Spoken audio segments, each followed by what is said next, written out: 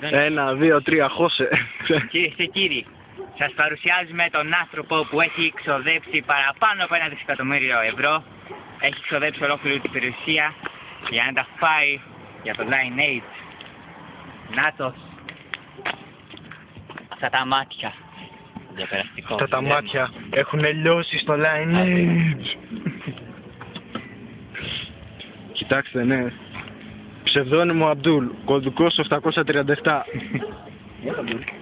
Παρηγορήστε τον. 1 ευρώ κάποιος, 1 ευρώ κάποιος, 10 λεπτά, ό,τι προσφορές μπορείτε εδώ στο κουτάκι του Αμπτούλ.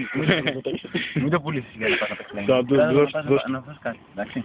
Να πάρει αυτό, θα πιέσεις κανένα 50, μπορεί και λιγότερα. Κράτα το, εντάξει. Έτσι, να το σου Αμπτούλ. Έτσι.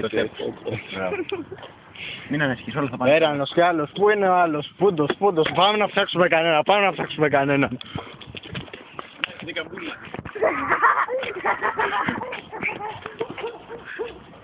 Εσύ, εντάξει, μη φάνεις στην κάμερα, δώσε μας λίγα λεφτά για τον Αμπτούλ, να το δώσουμε να παίξει το Lineage. Έλα, λέγε στο Gnet, έλα, λίγα λεφτά, δεν θα σου κοστίσει πολύ.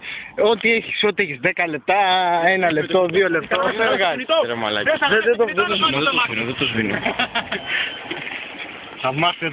Θαυμάστε, εδώ, δίνει τον εαυτό του στον κόσμο, το μοιράζεται, κάνει την πόρνη, νάτος απέναντι, εάν φαίνεται ξανά.